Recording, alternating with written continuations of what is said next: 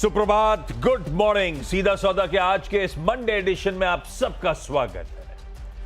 अगले आधे घंटे कोशिश होगी कि 20 ऐसे स्टॉक्स मेंशन कर दिए जाएं जो आज आपने रडार पे रखने चाहिए। आपको चाहे तो अपने ट्रेडिंग टर्मिनल्स पे ऐड करें। ट्रेड इन्वेस्टमेंट का मन बन रहा हो तो वो फाइनेंशियल एडवाइजर ज्यादा बेहतर प्लेस्ड होगा बताने का। ये सिर्फ अगला आधा घंटा उन स्टॉक्स को हाईलाइट करने का एक जरिया है बस। पिच दिखाता हूं, उसके बाद वीरू से चर्चा करेंगे। पिच यानी कि ग्लोबल मूड माहौल है कैसा। भाई वीकेंड में खबर आई गई थी, इजराइल ने रिटेलिएट कर दिया था। ईरान के कुछ मिलिट्री एस्टैब्लिशमेंट सैन्य ठिकानों पर खासतौर पे जैसा कहा था वैसे ही हुआ। न्यूक्लियर और ऑयल फैसिलिटीज पे रिटेलिएशन नहीं था, लेकिन लार्जली वो मिलिट्री एस्टैब्लिशमेंट पे था। और अपने लिए उस एक तो जियोपॉलिटिकल थोड़ा सा तड़का ऐड हो जाता है तो थोड़ा सा कंसर्न होता है अपने लिए। उसके साथ साथ इंपॉर्टेंट हो जाता है क्योंकि मिडिल ईस्ट में क्रूड उछला था और उसके बाद बहुत तगड़ा कूल ऑफ हो गया।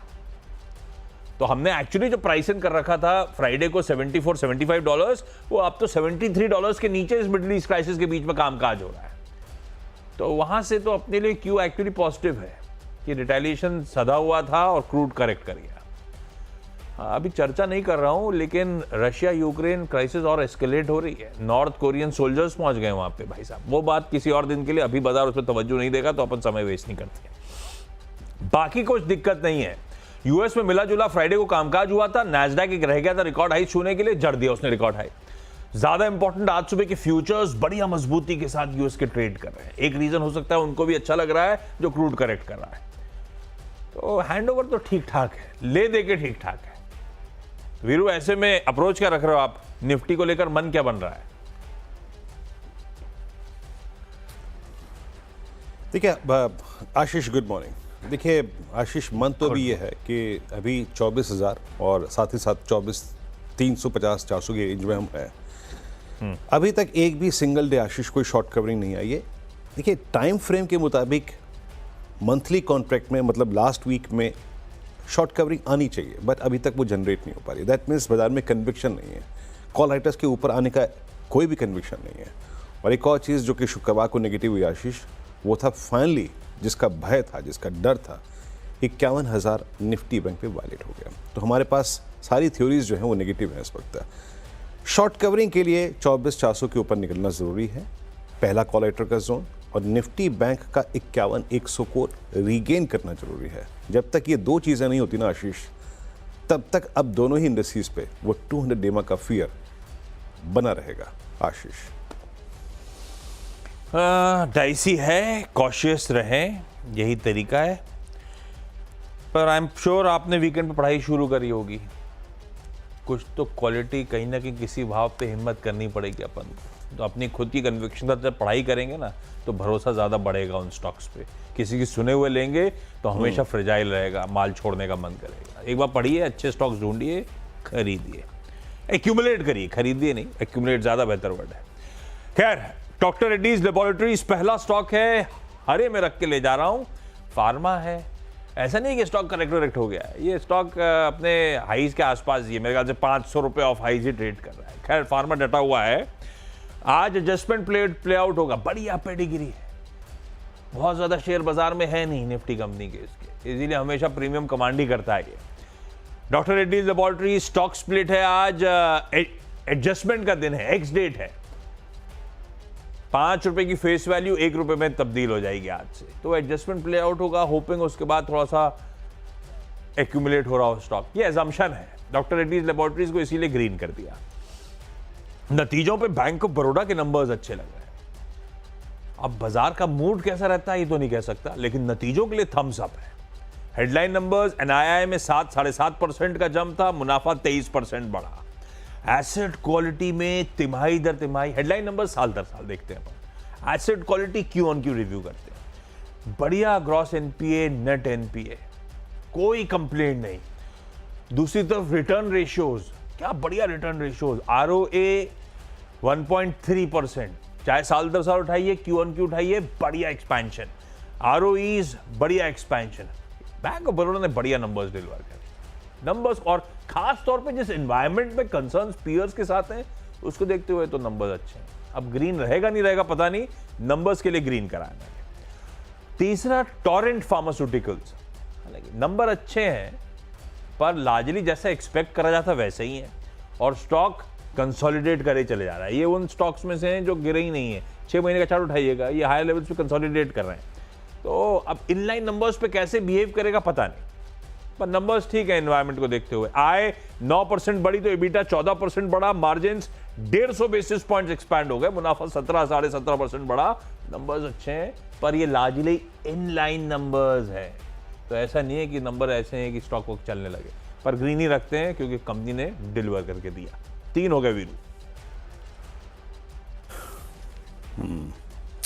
ओके, मैं जैसे कि आपने बीओबी की पिक्चर ड्रॉ करी ना आईसीआईसीआई, मैं आईसीआईसीआई बैंक को पिक कर रहा हूँ आशीष। मुझे नंबर अच्छे लगे और हालांकि अगर आप देखें थोड़ा सा 1-2 पॉइंट्स ऐसे हैं जो वीक हैं, स्पेशली जो इनका कासा है वो इस क्वार्टर में लगभग 70 बेसिस पॉइंट घटा है, बट नेट प्रॉफिट का आंकड़ा जिसमें काफ़ी बड़ा पॉजिटिव डाइवर्जेंस है वर्सेस आई थिंक जो एक्सपेक्टेशन थी, करीब 11,745 करोड़ रुपए का प्रॉफिट, एनआईएम्स इनके 4.53 की डिजिटरी में। नंबर्स मेरे को प्राइमा फेस अच्छे लग रहे हैं आशीष। और दूसरी बात है कि placement with in Nifty bank along with HDFC bank, ICICI bank की सबसे स्ट्रॉन्ग है, सारे एवरेजेस के ऊपर है, मोर क्रिटिकल है, 50 डिमा के ऊपर है। प्लेसमेंट अच्छी थी, शुक्रवार को कोलैप्स होने के बाद बाजार के साथ फिर स्टेबल हो गया था। तो अब याद रखिए 1255 पे क्लोज हुआ है, 1260 के ऊपर निकले तो दैट मीन्स ये कंफर्टेबली 12-15 रुपए का स्विंग देने को तैयार होगा। 60 के ऊपर एक सप्लाई जोन है करीब 1272 पे, सेफ है जब तक 1240 के ऊपर है। उसके बाद रैमको सीमेंट्स, मैंने इस नेगेटिव बाजार में उन स्टॉक्स को पिक करने की ग्रीन साइड पे कोशिश करी जहां पर प्लेसमेंट बहुत एग्रेसिव नहीं थी। सीमेंट में पिछले 2 सेशंस में थर्सडे फ्राइडे एक लोअर लेवल्स पे कुछ बाइंग एफर्ट्स विजिबल थे कुछ स्टॉक्स में, उसमें रैमको सीमेंट्स भी था। अच्छी बात है, ये पहले से ही काफ़ी मतलब लोअर लेवल्स पे below 200 day exponential average consolidate कर रहा था। इस ट्रैजेक्टरी से इसने शुक्रवार को बाहर निकलने की कोशिश करी, 856 पे क्लोज आया है, above 200 day exponential average, well supported buy put writers. 860 के ऊपर निकलता है, 20-22 रुपए का स्विंग पॉसिबली जनरेट कर सकता है ये स्टॉक का। और तीसरा है अदानी पोर्ट्स, फाइनली एक बड़ा गंभीर ब्रेक। याद रखिएगा इसका 200 डे एक्सपोनेंशियल एवरेज वायलेट हुआ है करीब सितंबर 2023 के बाद। मैं अदानी पोर्ट्स का जिक्र कर रहा हूँ, क्लोज आया 200 डेमा के नीचे। याद रखिएगा जिस प्रकार की कॉल राइटिंग हुई है, जिस प्रकार की शॉर्टिंग हुई है, इसका अब देखिए बेस सपोर्ट आता है एक और करीब 1253-1260 के आसपास। सो जब तक ये टेक्निकली परसिस्ट करता है 1337 के नीचे, 1350 के नीचे वीकनेस परसिस्ट करेगी, जहां पे कॉल राइटर्स भी हैं, जहां पे 200 डेमा भी है, तो इसको वीक साइड पे खेलना है। आशीष मेरे 3। ओके,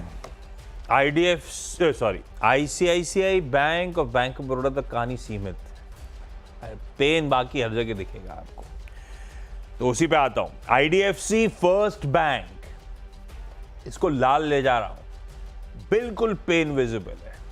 हालांकि वो मुनाफे में तगड़ा कट वट हेडलाइन जो ग्रैब कर रहा था वो ठीक है, वो प्रोवाइड फॉर करना पड़ा है क्योंकि मुंबई में जो महाराष्ट्र सरकार ने फैसला लिया था कि एंट्री पॉइंट्स पे टोल वेवर का, उससे इनको क्या फर्क पड़ता है भाई। जो टोल वेवर के लिए मुंबई में जो टोल कलेक्शन की कंपनी है, इन्होंने नाम मेंशन नहीं करा है बट ऑब्वियस है, इन्होंने उसको लोन दे रखे हैं उस टोल रिसीवेबल के एवज में, तो अब इनको प्रोवाइड फॉर करना पड़ेगा। हालांकि आई एम श्योर उस कंपनी को महाराष्ट्र गवर्नमेंट कंपनसेट कर रही होगी, जब कंपनसेट करेगी तब फ्लोज इनके पास आएंगे, पर अभी के लिए नियर टर्म तो एक ओवरहैंग बन गया है। खैर अदरवाइज भी नंबर्स कमजोर हैं, एसेट क्वालिटी डिटोरिएट हो रही है। मैं रिटर्न रेशियोज की बात कर रहा था बैंक ऑफ बड़ौदा के, इसके आरओएस खैर एडजस्टमेंट्स वगैरह हुए, आरओए 0.25% पे। एलिवेटेड क्रेडिट कॉस्ट है, क्लियरली प्रेशर है प्रॉफिटेबिलिटी पे, एटलीस्ट नियर टर्म में आई एम श्योर तमाम ब्रोकरेजेस डाउनवर्ड रिवाइज करेंगे इसके सारे एस्टिमेट्स। और ना सिर्फ ये एंट्री पॉइंट्स वाला इशू है, पर वो दिख रहा है अगर आप एमएफआईज, अनसिक्योर्ड रिटेल सेगमेंट्स, यहाँ पे ऑनगोइंग चैलेंजेस इसके नतीजों पे भी वो दिख रहे हैं। इसको लाल ही रखते हैं आप। हालांकि ये स्टॉक परफॉर्म करके दिया ही नहीं है, लगातार दबाव में ही रहा है, देखते हैं कैसा बिहेव करता है। क्रेडिट एक्सेस ग्रामीण लाल ले जा रहा हूं, एसेट क्वालिटी बिगड़ गई है भाई साहब। ग्रॉस एनपीए 1.46 से बढ़ के 2.44% आया है, वगैरह वगैरह डेटा स्क्रीन पर आएगा। FY25 के जो एस्टिमेट से सब बहुत तगड़ा डाउनवर्ड रिवाइज हुए। मिसाल के तौर पे लोन ग्रोथ पहले कह रहे थे 23-24% करेंगे, अब आके बोल रहे हैं 8 से 12% करेंगे। एनआईएम्स बैंड रिड्यूस कर दिया। Return on asset, return on equity, cost to income ratio सारा वो डिटोरिएट हुआ है। गाइडेंस गड़बड़ा गई है, आगे की पिक्चर बिगड़ रही है। क्रेडिट एक्सिस ग्रामीण ने वैसे कुछ करा नहीं, ये भी साल के हाई से आधा होकर ऑलरेडी ट्रेड कर रहा है, लेकिन अभी भी चैलेंजिंग सिनेरियो है, लाल ही रखता हूं। और बंधन बैंक एसेट क्वालिटी यहां पे भी डिटोरिएट हो रही है, स्लिपेजेस में 25% का उछाल है। ग्रॉस एनपीए 4.23 से बढ़ के 4.68% पे आते हुए क्लियरली स्ट्रेस बढ़ रहा है। पर इसमें हो सकता है नए सीईओ साहब आए हों, तो आमतौर पे देखा जाता है जब नए सीईओ कामकाज संभालते हैं थोड़ा सा स्ट्रेस बढ़ता है, पर फिर भी आंकड़े कमजोर हैं, लाल लेके जा रहा हूं। ये है बैंक्स और फाइनेंशियल्स, बाकी के सारे लाल, विरुद्ध हो गए। ओके, अब आशीष मैं अगले अपने 3 रखता हूँ। यहाँ पर कुछ स्टॉक्स जहाँ पे बड़ा रेंज ब्रेकडाउन है, उसमें मैं ग्रासिम को शामिल कर रहा हूँ। यहाँ पे मैंने काफ़ी लिक्विडेशन देखा है, स्पेशली सीरीज़ के अंतिम दौर में आते आते ये लिक्विडेशन थोड़ा सा, अगर आप देखें, पिक्चर ड्रॉ कर रहा है नेगेटिव, और शॉर्ट बिल्डअप हुआ है, शॉर्ट रोलोवर्स भी विजिबल हैं इसमें। ग्रेसिम ने 100-डे एक्सपोनेंशियल मूविंग एवरेज तोड़ा, शॉर्टिंग काफ़ी हुई। जरा प्लीज़ एक बार शुक्रवार का ओआई लेके आइए, आउटस्टैंडिंग ओआई लेके आइए। बाकी रोलोवर्स के फिगर्स मैं आपको थर्सडे को बताऊंगा। एक क्रैक हुआ है, तो ये वीकनेस थोड़ी सी एक्सटेंड कर सकती है मेरे को लगता है। और कहाँ तक एक्सटेंड कर सकती है? करीब 25-10, 25-20 तक, ये 25-50 तक थोड़ी एक्सटेंड कर सकती है। ये देखिए आपके स्क्रीन पे, पहले शॉर्टिंग हुई, फिर थोड़ी सी लॉन्ग अनवाइंडिंग हुई। रिवर्सल इस पर तब आएगा जब करीब 26-50 के जोन को देखिए। उस बात पे मेरी बड़ी ध्यान दिया कीजिए, रिवर्सल कब पॉसिबल है। हम एक ओवरसोल्ड स्टॉक को फिर शॉर्ट करने की बात कर रहे हैं, मंदी की बात कर रहे हैं, बट शॉर्ट जो होता है वो लॉन्ग को थ्रस्ट भी देता है अगर एक पर्टिकुलर लेवल निकल जाए। तो इन दैट केस 26-50 वो एक लेवल होगा, 26-58, जिसके ऊपर चीज़ें ठीक हो जाएंगी।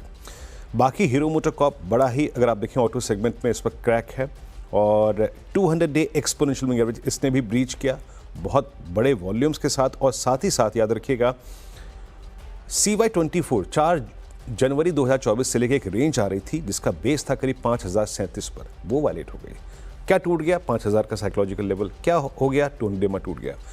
नेक्स्ट क्रिटिकल सपोर्ट इसका आता है करीब 48-25 पे। तो 48-25 को जहन में रखिएगा। रिवर्सल तब जनरेट होगा जब 5020 के जोन को रीगेन कर जाएगा, बट प्लेसमेंट बहुत नेगेटिव है। और एक मेटल्स में मैं टाटा स्टील को लेकर चल रहा हूँ। याद रखिएगा शुक्रवार को निफ्टी मेटल इंडेक्स अपने 200-डे एक्सपोनेंशियल मूविंग एवरेज पे बंद हुआ। मेक और ब्रेक है, अगर क्रैक हुआ तो फर्दर लिक्विडेशन होगा। अब उस पर मैंने टाटा स्टील क्यों पिक किया? टाटा स्टील एक अपने मल्टी मंथ बेस पे है और वो बेस परसिस्ट करता है करीब 145 के आसपास। केस ड्रॉ कर रहा हूँ, अगर 145, 144 के नीचे स्लिप कर रहा है, दैट मीन्स ये अपना एक बेस तोड़ रहा है जो कि परसिस्ट करता है 144 पे। इन दैट केस 10-12 मतलब 132, 133 तक का स्विंग पॉसिबल है। रिवर्सल तब आएगा जब ये 148, 152 की ट्रैजेक्टरी को रीगेन कर जाए, तब हम इसमें कोई शॉर्ट कवरिंग की उम्मीद कर सकते हैं। आशीष के 6 स्टॉक्स और मेरे 6 स्टॉक्स यहाँ पे पूरे हो गए। गिफ्ट निफ्टी आपके स्क्रीन पर अब थोड़े से हरे निशानों में करीब 7 अंक ऊपर, 24,220 का स्तर यहाँ पर। आशीष और मैं अपने कुछ और थॉट्स लेके, 4 थॉट्स और लेके छोटे से ब्रेक के बाद हाजिर होते हैं। स्वागत है आप सभी का सीधा सौदा में। और ब्रेक से पहले आपने आशीष और मेरे 6 थॉट्स स्टॉक्स पे लेके सुने। याद रखिएगा ये सिर्फ थॉट्स हैं, प्लेसमेंट कैसी है, खबरें क्या हैं, ट्रेड कोई भी अगर आप देखें आपको लॉजिक बढ़ाना है तो इसको समझिए, अपने वित्त सलाहकार की राय लीजिए, तब रिएक्ट कीजिए। यहाँ सिर्फ हम बातों को और आई थिंक टेक्निकल प्लेसमेंट को डिस्कस कर रहे हैं। आते हैं ONGC पर। जैसा कि आपने देखा, मतलब कल क्रूड में रिट्रेसमेंट रहा, कल करीब 75 की ट्रैजेक्टरी थी, सुबह 72 की ट्रैजेक्टरी में। और देखिए ONGC बड़े एक टेक्निकली चैलेंजिंग फेज से गुजर रहा है। 200 डे में टूट चुका है क्रूड का। इतने बड़े अगर आप देखें इजराइल के रिटेलिएशन के बावजूद सिंक होना, या आज इसकी प्लेसमेंट नेगेटिव है और नेगेटिव हो सकती है, इस बात को जाहिर करता है। 200 डे में पहले टूट चुका है। वीकली पे अगर आप देखें जो निफ्टी इसकी प्लेसमेंट है वो 50 वीक एक्सपोनेंशियल मूविंग एवरेज टूट चुका है। और भय अब यहाँ पर ये है, डर ये है कि 5 अप्रैल से लेकर अब तक एक 260 के आसपास बेस परचेस करता है, वो टूटा तो लिक्विडेशन टुवर्ड्स 248 पॉसिबल है। तो ओएनजीसी याद रखिएगा, कॉन्फिडेंस ओएनजीसी में ऊपर की साइड अब तभी आएगा जब 270 को रीगेन करके चलना शुरू कर जाए, जहां पे कल कॉल राइटिंग हुई है यानी शुक्रवार को। श्रीराम फाइनेंस, देखिए यहाँ पर मेरे को नंबर्स अच्छे लगे और ये स्टॉक पहले भी बहुत एक स्ट्रॉन्ग फेज में था। नंबर्स इनके अच्छे हैं, नेट प्रॉफिट इनका करीब 18% बढ़ा 2071 करोड़ रुपए का, ऑलमोस्ट पोल के मुताबिक, जो एक्सपेक्टेशन थी उसके मुताबिक। इनके ग्रॉस एनपीएस, नेट एनपीएस, वहाँ पर भी अगर आप देखें थोड़ा सा स्लाइट इंप्रूवमेंट है। और एनआईएम्स इनके इस मौजूदा हाल में भी काफ़ी स्ट्रॉन्ग है, 8.74 के आसपास। श्रीराम को मैं एंड स्पेशली यहाँ पे करीब 1:5 के स्टॉक्स स्प्लिट को मंजूरी दी गई है। प्लेसमेंट क्या है? प्लेसमेंट ये है कि स्टॉक एग्जैक्टली अपने रिट्रेस हुआ है 100 डे एक्सपोनेंशियल मूविंग एवरेज तक। तो माइट भी अगर 3150 से ऊपर निकलना शुरू करे तो एक अच्छी शॉर्ट कवरिंग इस स्टॉक में आ सकती है। श्रीराम फाइनेंस, टाटा कंज्यूमर मैंने नेगेटिव साइड पे प्लेस किया है, सब टूट चुका है, 200, 150, और याद रखिएगा एक रेंज सपोर्ट टूट चुका है 1020 का, 1000 का। अब नेक्स्ट सपोर्ट इसमें आता है 941 पे, उस पर व्यू रखिएगा। और आखिरी स्टॉक ले रहा हूँ अपनी टीम का, that's BPCL. Frankly speaking, crude का ये रिट्रेसमेंट और इजराइल के रिटेलिएशंस का जो फियर था ना, उसमें ये स्टॉक पूरे हफ्ते कोलैप्स हुआ, लेकिन फाइनली अब रिटेलिएशन के बाद, अटैक के बाद क्रूड का रिट्रेस होना, स्टॉक एग्जैक्टली अपने 200 डे एक्सपोनेंशियल एवरेज पे है। अगर 305 होल्ड कर गया तो एक पुल बैक टुवर्ड्स 321, 325 पॉसिबल है। तो देख रहे हैं आशीष आप, रात भर में जो बाय था वो सेल हो गया और जो सेल था वो बाय हो गया। 75 से 72 का सफर यही कर देता है। यही मार्केट की ब्यूटी है। भाई साहब क्विकली, आज के 4 बचे हुए स्टॉक्स में कोल इंडिया को लाल ले जा रहा हूं क्योंकि आय 7% गिरी, बीटा 14% का दबाव, और बट ऑब्वियस है मार्जिन अच्छे खासे कॉन्ट्रैक्ट हुए। Disappointing quarter. प्राज इंडस्ट्रीज का क्वार्टर कमजोर है, आय 8% गिरी और मुनाफा 14% के आसपास कमजोर पड़ा।